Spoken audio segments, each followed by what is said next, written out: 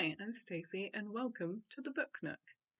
Today's video is very exciting because we're going to do my October Pick and Mix TBR. And I'm very excited about it. Let's do a little roundup of my September Pick and Mix TBR. So for the first roll it was a sci-fi, which I also combined with the sweets pick, which was Orange Book.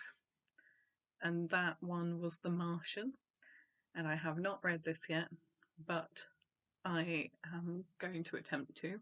It's only the 16th of the month today. I'm filming quite early, so I'm pretty sure I could read this.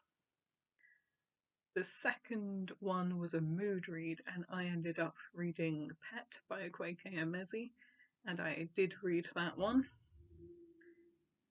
The third one was a contemporary or romance, and I chose Beach Read by Emily Henry, and I did read that. Number four was a TBR vet, which was Beasts of Prey by Ayana Gray. I have not read this yet, and I don't think I will be able to get around to that either. So that might be one for a later date. The sixth roll was another TBR vet, and for that one I chose The Foundling by Stacey. This one I still don't think is going to get read either, unfortunately. Number 7 was a friend pick, and I let my lovely boyfriend Lee choose, and he chose The City of Dragons, The Awakening, and I did read that. And then we have this. Number 8 was a sweets pick, which was pink, and I combined it with the final roll, which was a TBR jar, which was paperback, and that is, I chose The Extraordinaries by TJ Klune, and I am currently reading this one. It'll definitely get finished. And roll number 9 was a fantasy, and for this one I chose Twin Crowns by Katherine Doyle and Catherine Weber, and I will be reading this. I feel I am probably going to get through that one. So I've still got 2.5 more to read, but I think I'm going to get through those. So let's get on to the rolls. Welcome back to Pick and Mix TBR. We've got a slightly different setup today because that last setup was very hard to achieve and I kept on knocking over the camera. So today we're at this angle, and I've still got the one ring. There it is. So let's get into the first roll. Today we're going to be using this dice, which is gorgeous, and let's get into it. First thing, that is an 11.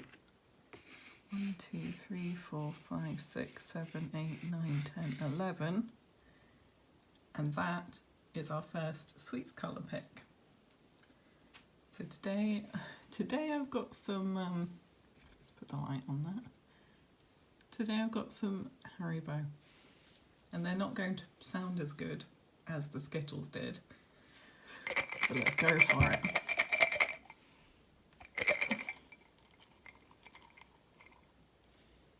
Okay, we've got a pinky red. Don't know what I'm going to count that as.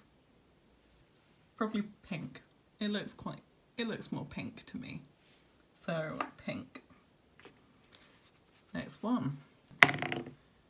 Okay. So that's a 5. 1, 2, 3, 4, 5. Oh, across the skills bridge. No way. Okay. And that's a priority TBR. This might be a short one. And that is a 3. 1, 2, 3. Oh no. We've got a TBR vet. We've got a TBR vet. And that is a 1. So that is a contemporary or a romance.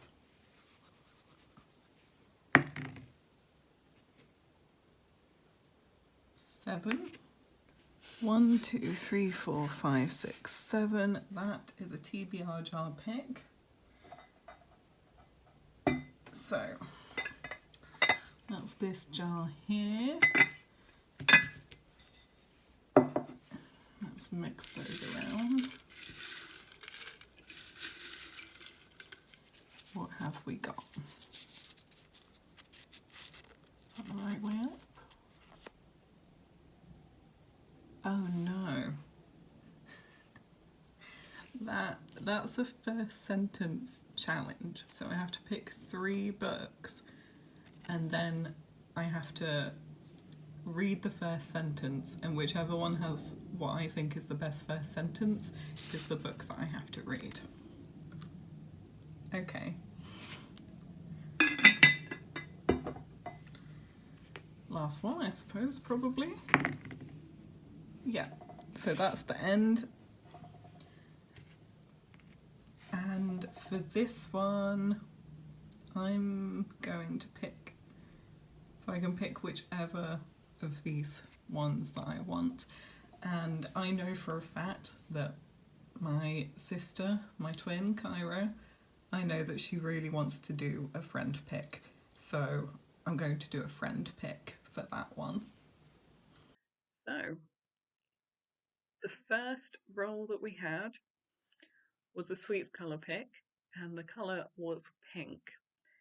And for this one, I've decided to go with The Daughter of Dr. Moreau by Silvia Moreno Garcia.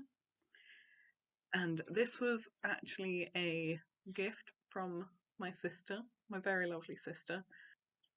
I adore Silvia Moreno Garcia and I just wanted to read more from her. So this is the pick for that. And it is very pink under the dust jacket. Very, very pink. So, this one follows Carlotta Moreau, who is a young woman who grows up on a distant and luxuriant estate, saved from the conflict and strife of the Yucatan Peninsula, the only daughter of either a genius or a madman. And then, so basically, this follows Carlotta Moreau, and it's based on the original, I can't remember who it's by, but the story of Dr. Moreau. I think H.G. Wells, but I'll put it down here. So it's inspired by the original story of Dr. Moreau and his animal-human hybrids that live on this island. So it's definitely horror, and I am very much looking forward to reading this in spooky season. So the next pick that we have was Priority TBR. And for this one, it's going to be one that I'm just dying to read, and I feel like everybody has already read it, and I am missing out because I'm behind because I was trying to do my September TBR, which I haven't finished yet. So it's Babel by R.F. Kuang, or Babel. And I am the most excited. This is the Waterstones special edition because I'm extra. So this one is about a man who's going to Oxford University and he's going to study at the Tower of Babel, which is the university's prestigious Royal Institute of Translation. I don't know a ton about it, apart from everyone said it's amazing and that it's about colonialism and it's a dark academia and it's about language and translation. And language and translation is my thing, so we'll see how much I like that. The next one that we have is a TBR vet. And for this one, I decided I wasn't going to spin my TBR wheel because it's spooky season and I want to get as many kind of seasonal books in as I want. So for this one, I've gone with The Girl with All the Gifts by M.R. Carey. This was actually borrowed from my sister and I still haven't read it. So it's going to be this one.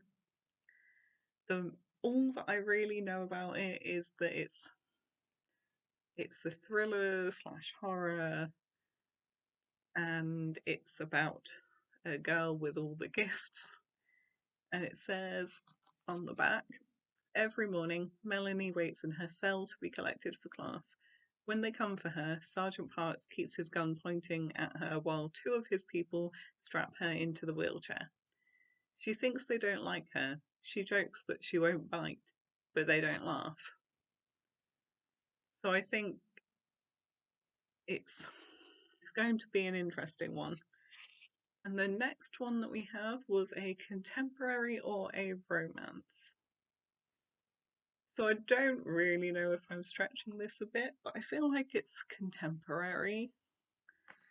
But I am dying to read it. So I'm going to put Tomorrow and Tomorrow and Tomorrow by Gabrielle Sevin on my list. And it is picking up the lights so well. Wow. Okay. I thought my nails were holographic, but this is really, really going for it. So this one is about 2 people who meet when they're young in a hospital, and then they meet again as adults and they start their own kind of game development company, as far as I know. And I don't know anything more than that, but I can read you a little bit of this. So 2 kids meet in a hospital gaming room in 1987. One is visiting her sister, the other is recovering from a car crash. The days and months are long there. Their love of video games becomes a shared world of joy, escape, and fierce competition. But all too soon that time is over, fades from view. When the pair spot each other 8 years later in a crowded train station, they're catapulted back to that moment. The spark is immediate, and together they get to work on what they love, making games to delight, challenge, and immerse players, finding an intimacy in digital worlds that eludes them in their real lives. Their collaborations make them superstars. I don't think we need to know any more, but this is the most beautiful book and I'm very excited to read it. Number 5 was my TBR jar pick, and that is a reading a first sentence, and I have to pick 3, and then I've got to pick my favourite first sentence. So what I've done for this is I have decided it's going to be either something that I've got on hold from Libby or some of the horror that I have on Libby. So let's get on that. So the one I've got on hold is The Wisteria Society of Lady Scoundrels by India Holton. And I'm just dying to read this. Like, look at that cover. I'm dying to read it. So this is about the Wisteria Society of Lady Scoundrels are no ordinary women. Pirates, thieves, and ne'er-do-wells, these ladies spend their days pickpocketing and blackmailing their way around the country, all before afternoon tea. But when Lady Cecilia Basingwaite meets Ned Lightbourne, her world is set to change forever, because he's a paid assassin and she's his next hit. That's all I need to know. So the first, that's cool. It's got the table of characters first, which I enjoy. So the very, very first sentence, I might read the first 2 of this. There was no possibility of walking to the library that day. Morning rain had blanched the air, and Miss Darlington feared that if Cecilia ventured out, she would develop a cough and be dead within the week. That's kind of disappointing. That's boring. I'm sorry, but that is boring. Okay. Well, okay. So the next one that I want to have a look at is The Hollow Places by T. Kingfisher, which looks like this. Carrot has moved into the Wonder Museum, an eclectic collection of taxidermy, shrunken heads, and mystery junk owned by her Uncle Earl. For Carrot, it's not creepy at all. She grew up with it. What's creepy is the corridor behind one of the museum walls. There's just no space for a corridor there. All the concrete bunker, all the strange islands beyond the bunker's doors, all the unseen things in the willow trees. Carrot has stumbled into a horrifying world, and they are watching her. Strewn among the islands are the remnants of their meals and their experiments, and even if she manages to make it home, she can't stop calling them after her. I already want to read this one. Let's see what the first sentence is like.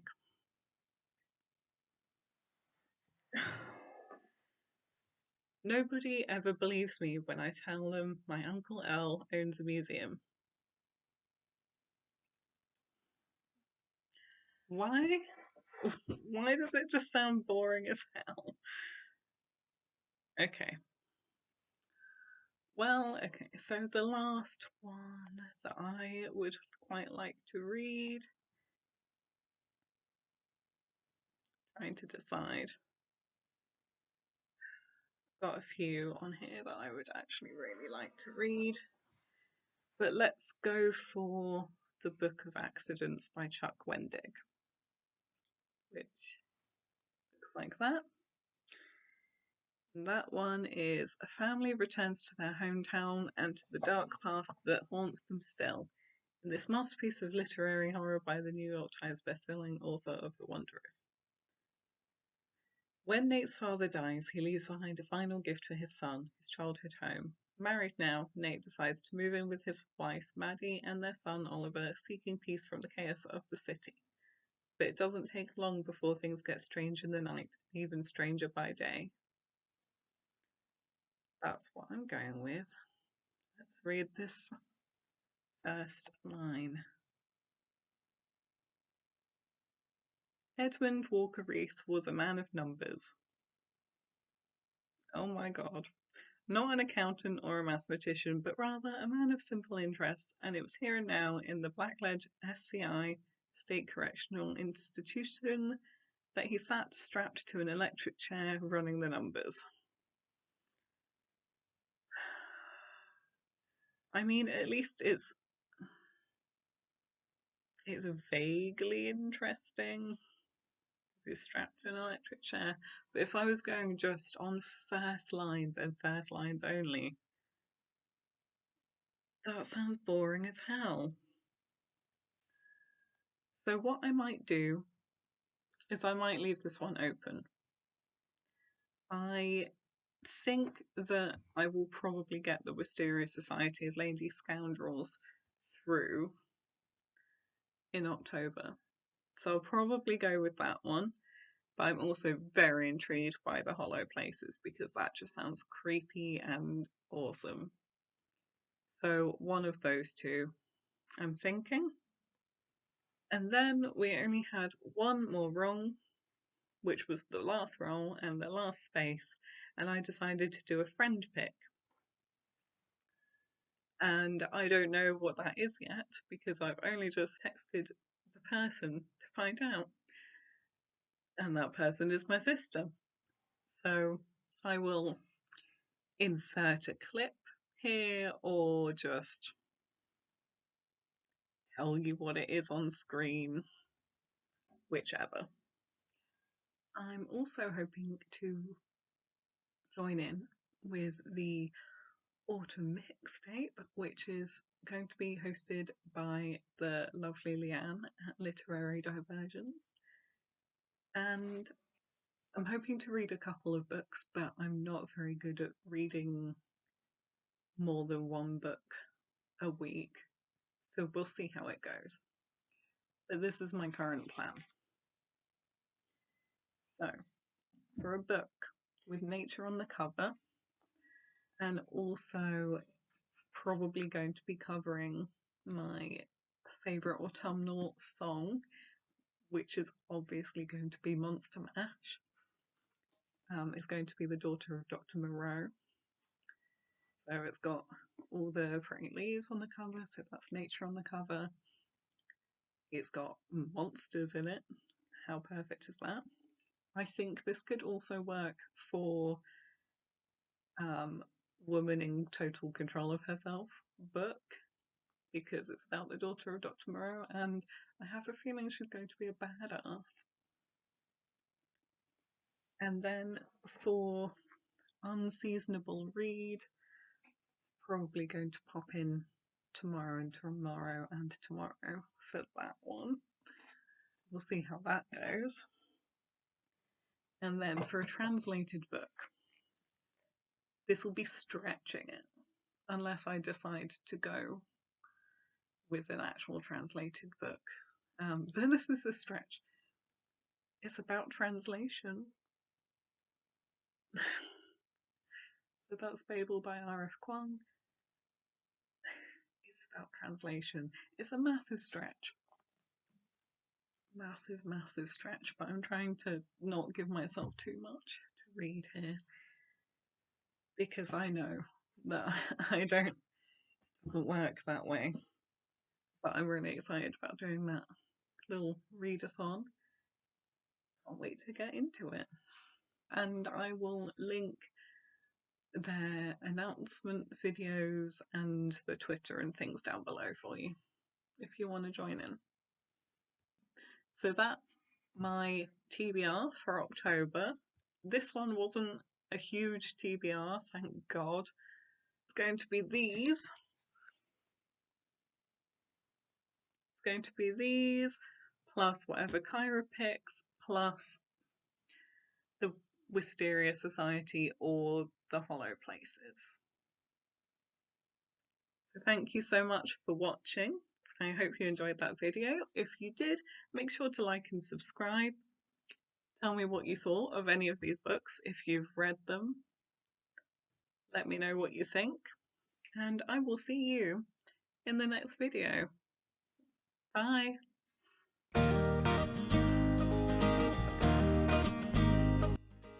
Tell me which books you thought you'd...